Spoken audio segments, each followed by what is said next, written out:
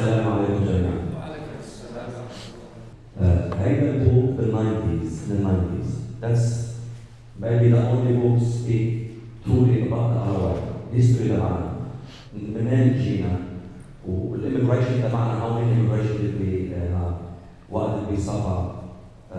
What's the accusation against us? How do we reply? Or who's with us? Who's against us? How should we live with each other? So هيدا البوك should every Alawi read it, so we know you know who you are. Inshallah, reading only the first 44 pages of this, only introduction to the book. And inshallah, then you will be champion today to present it here.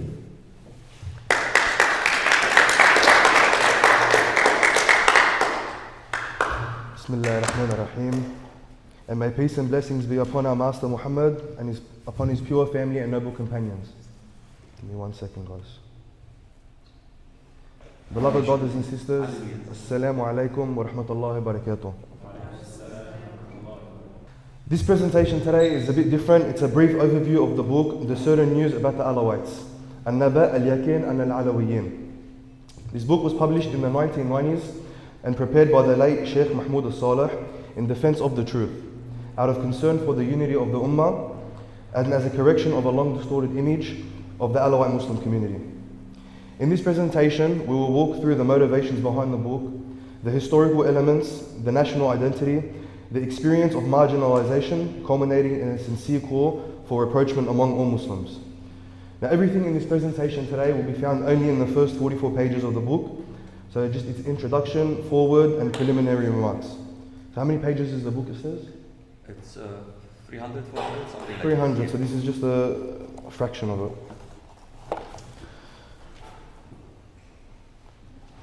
Now, the author himself explains why he wrote this book. He said it was out of loyalty to the truth and also to clear his conscience before God and history. For centuries, the image of the Alawites has been twisted and distorted. People pass down lies about them from one generation to another, without ever checking if those lies were true. And we see this today. The author felt it was his duty to correct this, to tell people the truth as he knew it. He wanted to show readers the Alawites' real beliefs, their history and their honourable positions. His hope was to remove even a part of the injustice and distortion that has been piled up against them. This book didn't stay the same in every edition.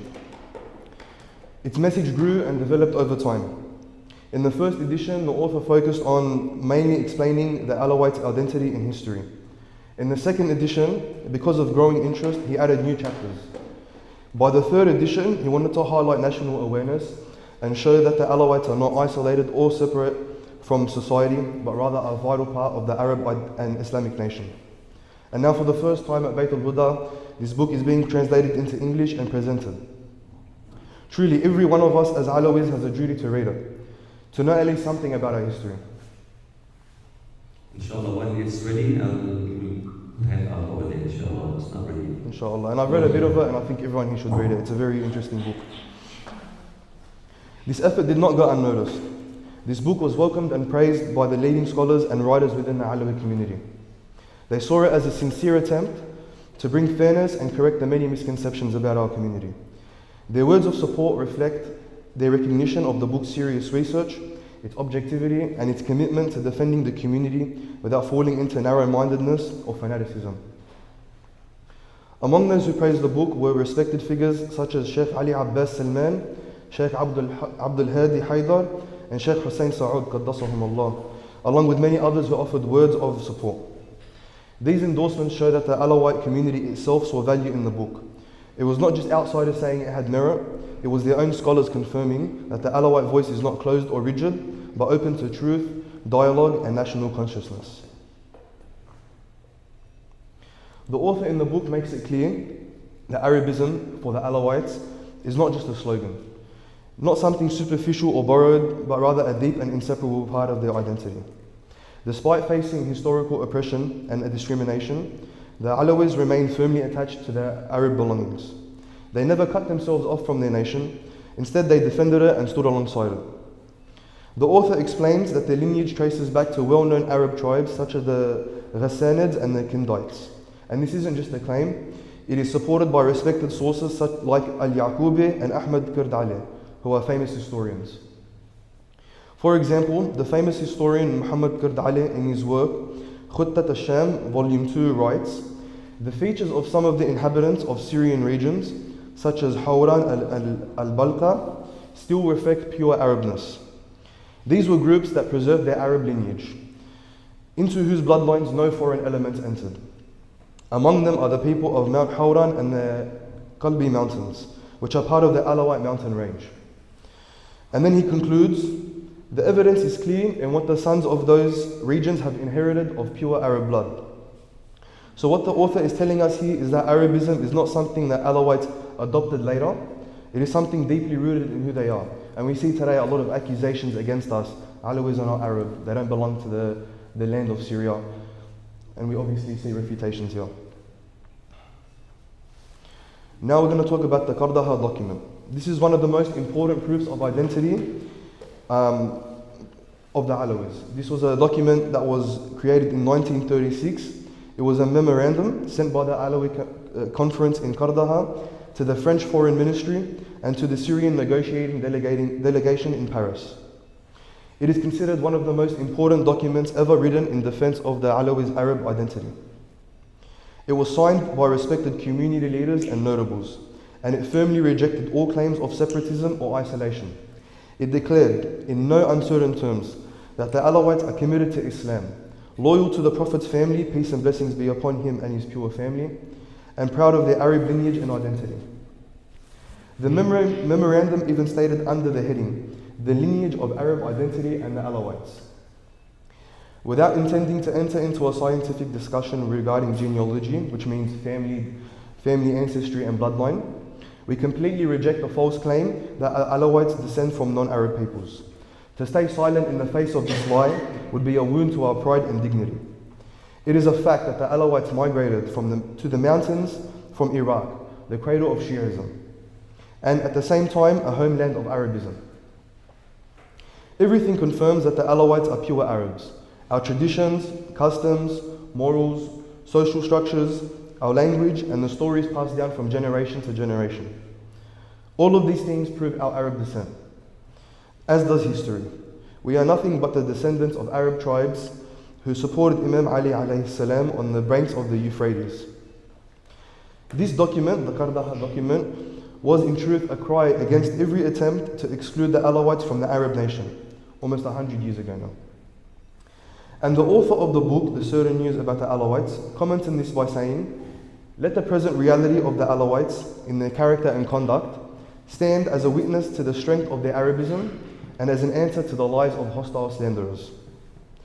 Now let me ask you, did any of you know that there were those who openly claim that the Alawites are not Arab?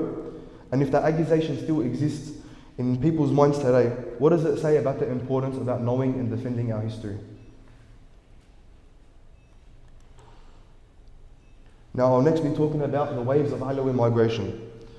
First of all, I want to ask everyone here, did you guys know that we had 6 major migration events in our history? Anyone here know that? I'll go through them. The Alawites did not settle in the mountains by choice. Their movement across lands and through history was driven by force, by political, religious, and economic persecution.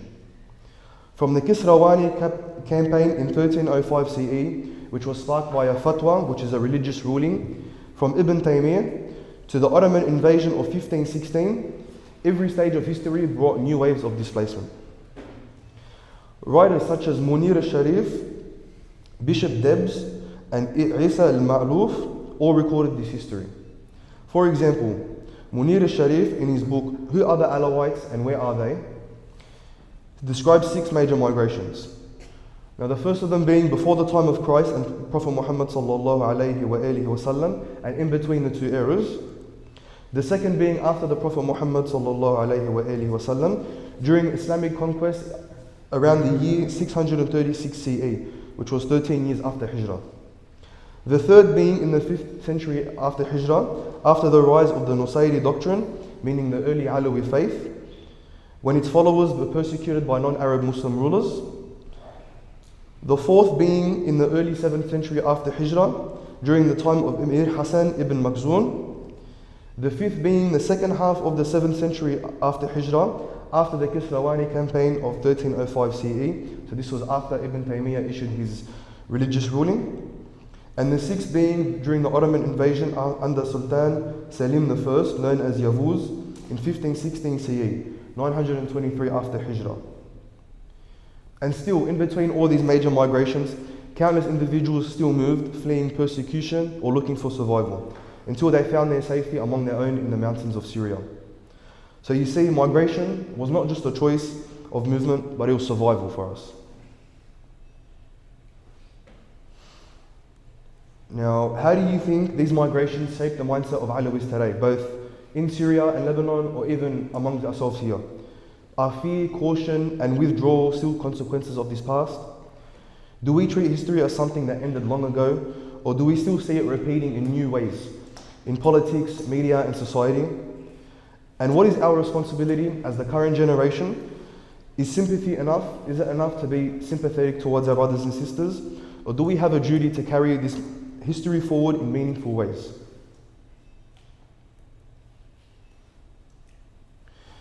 The history of the Alawites is marked by suffering.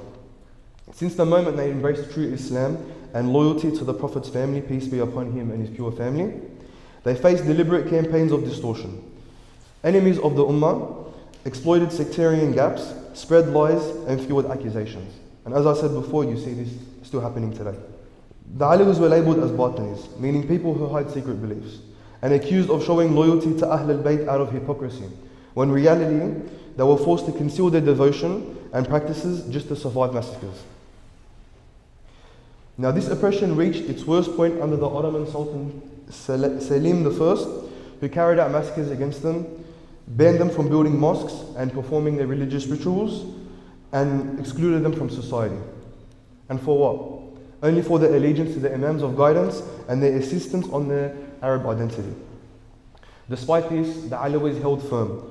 They remained loyal to their faith and their nation, holding on to truth even in the face of relentless attempts to silence and erase them. So we must understand, this oppression was not only sectarian, it was also an attack on our Arab identity itself, and the Alawites stood as one of its clearest victims.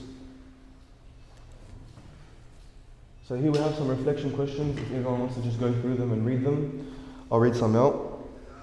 Why has the distortion of the Alawites persisted for centuries? Is it only a sectarian matter, or are there deeper political and national reasons behind it? How did forced concealment shape the psychology of generations of Alawites? Did fear itself become a part of our identity? What impact did banning mosques and rituals have on their connection to both religion and society? And have we failed to pass this history down to our children? And if so, does forgetting the past make the next generation vulnerable to its repetition? Brothers and sisters, this is not just a page of history. It is a mirror for us today. If we do not read and understand the history, then distortion will repeat itself, not only against us, but our children. So which path do we choose? To know and to remain silent, or to know and to teach, rise and defend?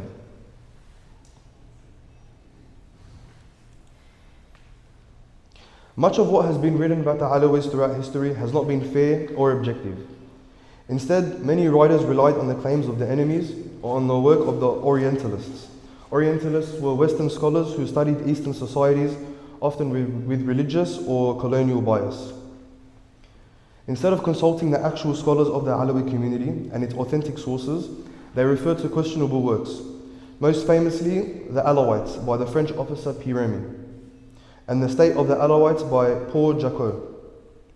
These were not neutral works. They were deliberate distortions written to divide the Muslim Ummah and weaken Arab unity.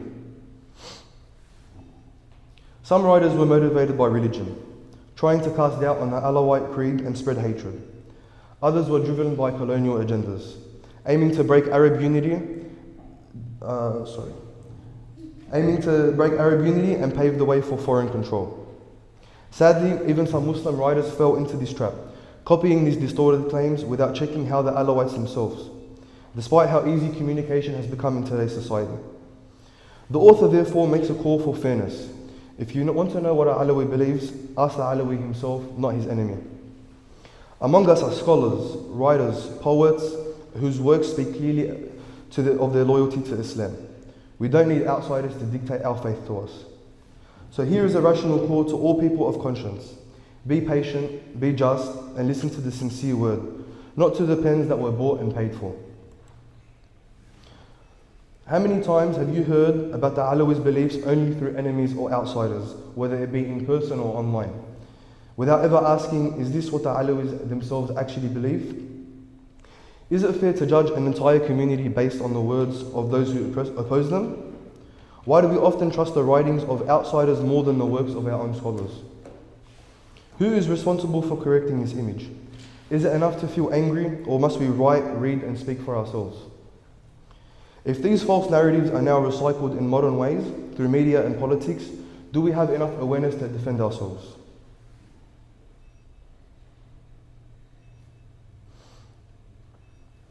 The Alawi's devotion to the school of Ahl al-Bayt, especially to Imam Ali alayhi salam, is not strange, nor is it heresy. It is a natural and legitimate belief rooted in sound scholarship and jurisprudence. Major scholars like Ibn Abi al-Hadid, Imam Ahmad and Sheikh al-Bahrani all documented the virtues of Imam Ali alayhi salam. His miracles are widely narrated. Among the most famous is the return of the sun, which many scholars across many Islamic schools of thoughts have affirmed. And yet, hostility and ignorance gave rise to accusations, attempts to distort this devotion and make it look extreme. But here, we must distinguish. The Alawi's loyalty to Imam Ali alayhi salam is sincere and within their bounds of faith. If some individuals have acted out of ignorance, their actions do not divide the belief itself. Today, with the growth of knowledge and greater intellectual freedom, the Alawis have stepped out of isolation. They stand among the Arab and Islamic nations, practicing a balanced devotion, neither excessive nor neglectful. So let us look at this matter with fairness and awareness, far from prejudice. Even in the face of distortion, some great scholars stood up for fairness. Imam Muhammad Al-Husayn Al-Kashif Al-Ghita, in The Origin of Shi'ism and Its Principles, emphasized that the Imami Shia reject exaggeration and anthropomorphism, which is the idea of giving Allah subhanahu wa ta'ala human traits. Instead, they affirm pure monotheism. Imam Abdul Hussein Sharaf ad-Din called for unity in the Muslim Ummah, rejecting divisive fatwas of corrupt scholars. Even Al-Azhar University issued a fatwa through its Sheikh Mahmoud Al-Saleh, recognizing the Ja'fari school as a legitimate Islamic madhab, a school of thought. All these testimonies form a powerful defense against campaigns of distortion and prove that truth always finds its witnesses. The danger of fragmentation. The greatest danger facing our ummah is not an external enemy, but internal disunity. Reformist scholars warned long ago that division tears at the very fabric of the nation. Imam Sharaf ad-Din traced the root of sectarian conflict to corrupt court scholars, men who traded God's rulings for the desires of rulers and fueled takfir and bloodshed. In the second edition of his book, Al-Kashif Al-Ghita called for true unity, not just empty slogans, but real cooperation in rights and duties. Because the truth is this: internal division is more dangerous than external enemies. It is the opening through which colonizers and opportunists enter. We must recognize the schemes of fragmentation and not allow them to poison our unity. The great Imams taught that justice means listening to each sect from within, not judging them by the words of their opponents. Every group knows its own beliefs best. Al-Kashif Al-Ghita made it clear: there is no basis to accuse the Alawis in their creed except through prejudice and bias. Justice demands recognizing them as part of the Ummah. As the Al-Azhar fatwa declared, Islam is not confined to one sect. Any sect that preserves correct worship is valid. The Ja'fari school is one of these, and the Alawites are an essential part of the Islamic nation. So let us clean our hearts of rancor and make Islamic brotherhood a lived reality, not just a slogan.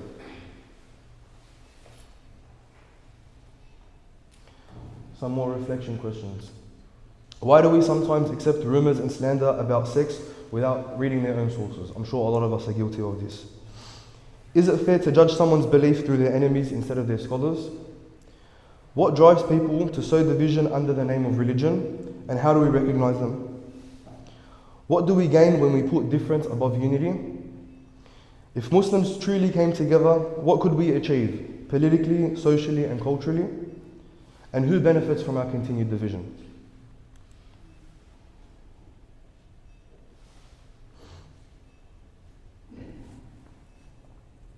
Some more reflection questions.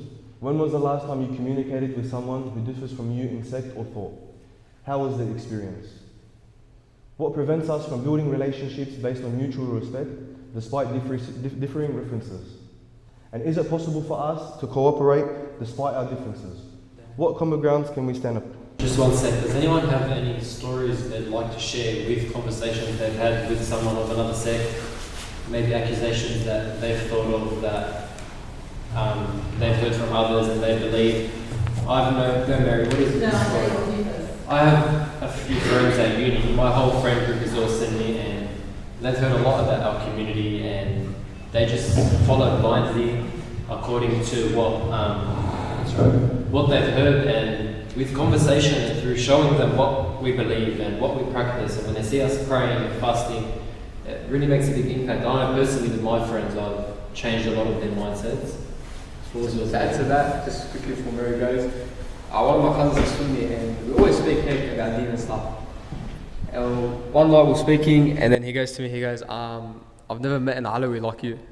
Because half of his family is Alawi, half is Sunni. So he knows the side of their family, and they're not really on their deen. And yeah, he just noticed it from me and how we speak and have conversations. He goes, I've never met Alawi like you. Unfortunately, we are to blame as a community, because not everyone is practicing, not everyone is doing what they need to do to be a true Alawi. So we only have ourselves to blame for allowing people to have that perception of us. This is why we need to do better. Yeah, I think that's probably one of the biggest impacts of our history. We only are now where we are because of our history. Yeah. We've hidden our practices. We don't perform certain things that are normal to other Muslims. We don't perform. They've never been something we've done. So I think that's probably, for me, one of the saddest things based on our history that has now had an impact on us. Mary? Something that I've noticed a lot about, I'm going to say maybe being outsiders, sorry, I have is that a lot of people have actually said that us Alawites believe in a Trinity. And beyond that, some people have asked if we believe that Imam Ali is God, or if we put him before the Prophet himself. And that's just a big misconception, which is why they call us non-Muslims from them. It's what I've heard from people. Well, my experience in high school was a lot of my, I would say, gharib, or not in our circle, friends, didn't actually know what Alawi was, and they just thought we were more like Christians, not Muslims. And then when they got to know me, they're like, oh, anti mithlna.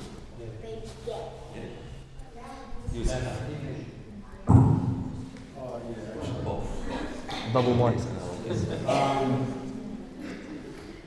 I guess a couple of things. I think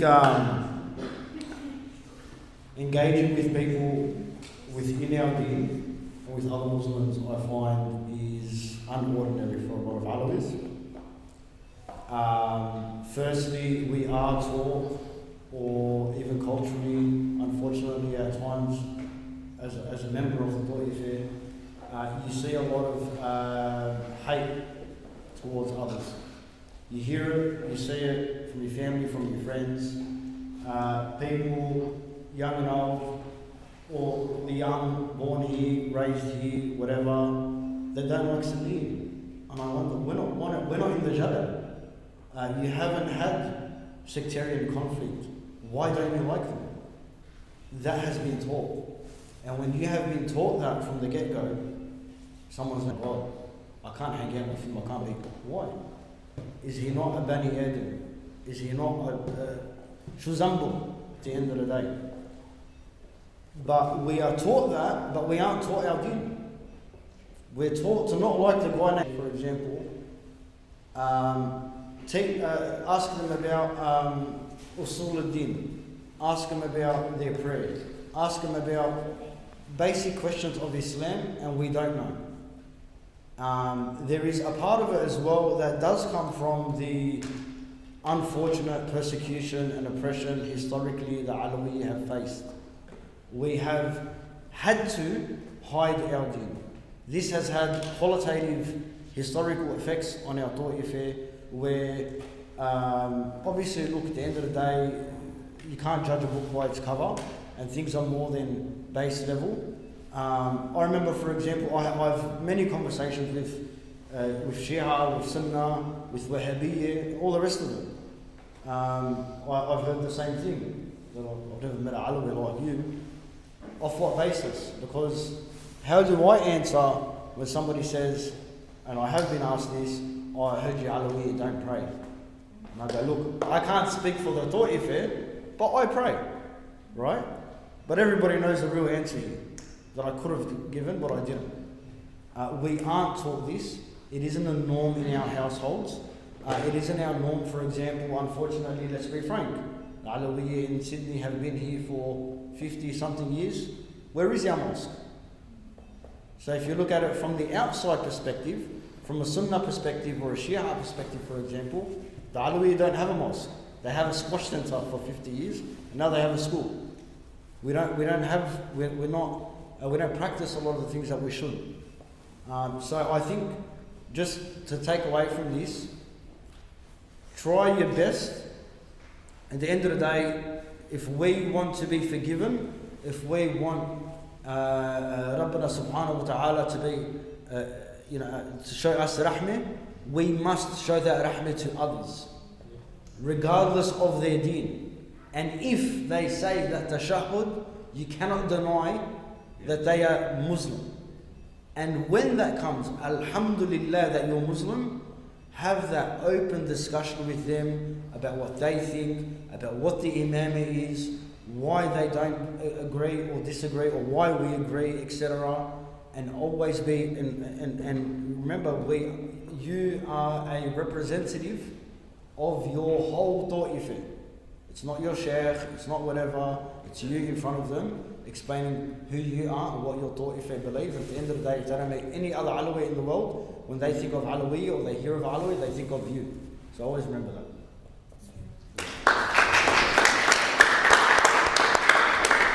Anyone else would like to say something? بدي احكي لك هلا انا من لبنان وانا كبرت وتربيت بالجبل، رحت على المدرسه هونيك ورحت على الجامعه هونيك. فاوبسلي كان عندي رفقه من مختلف الطوائف، مسيحيه سنه وشيعه. فهن كانوا مفكريننا نحن انه انا علوي يعني مسيحي، لانه نحن ما بنتحجب، نحن ما بنصلي، ما بنصوم. لما كانوا يشوفوني رفقاتي بالثانويه انه صايمه، بس انا علويه، طيب اوكي مين بتعبدوا؟ بقول لها الله، سيدنا سيدنا محمد، عندنا امام علي كذا. طب اوكي يعني انتم مثلنا، لكن شو هو الشيء المختلف عنا؟ مره I felt so proud of myself لانه كنت بالجامعه، كان رمضان، كان عندي تقديم، بوقتها صار عندنا بريك، نجوا رفقاتي يصلوا، كلنا نزلنا، ما في انا غير الوحده العلويه. تفاجئوا كيف انا قمت بدي انزل صلي. نزلت كيف انتم بتصلوا؟ نحن بنرفع ايدنا هيك، انتم بدكم تنزلوا. قلت لهم يا عمي كلياتنا انه يعني انا بوقتها كثير حسيت حالي براود، لانه قالوا لي انت الوحيده العلويه اللي بالجامعه اللي شفناها نزلت تصلي معنا. لك هيدا كثير انه انبسطني، بس بنفس الوقت انه خلاني انزعج انه نحن ليش ما في هالشغل الزياده، خصوصي لنا كبنات. وان شاء الله لو بيجي الوقت بنصير احسن، بنصير بنعلم اولادنا وما بنكون بقى عاطين هالايمج البشعه عن هالطائفه.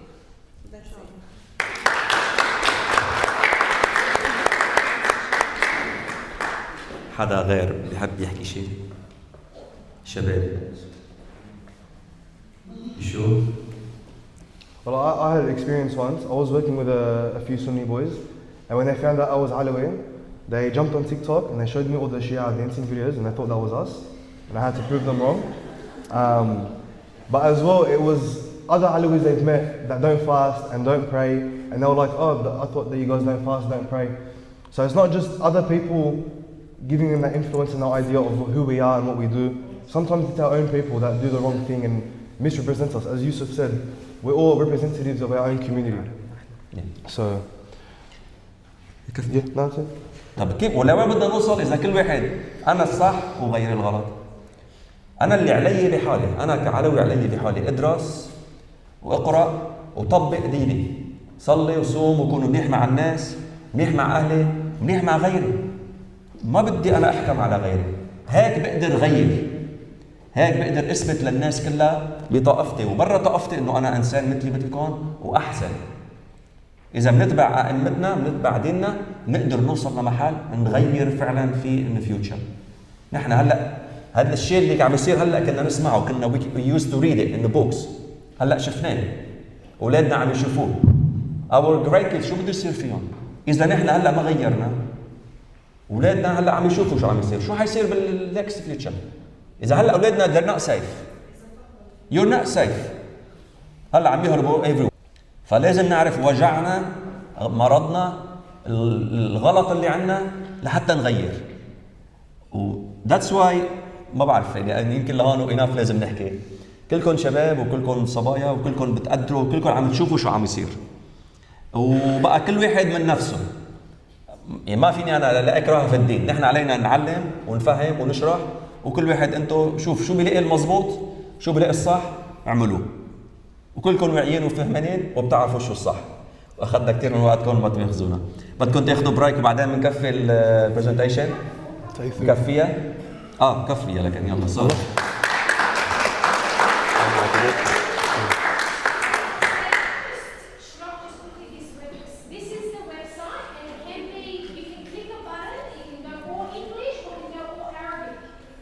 Alawiyyun.net في منه اشياء بالانجلش في بالعربي.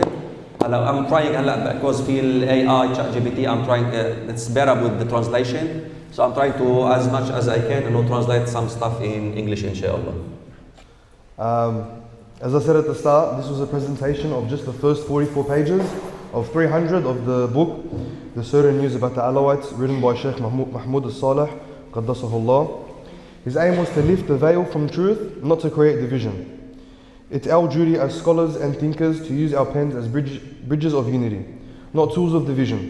Our enemies wait for us to remain distracted, divided and drained, while the greater challenges of our time go unanswered. So with this conclusion, I hope what has been shared today can be a window to deeper understanding and a step closer to real unity. Does anyone have any questions?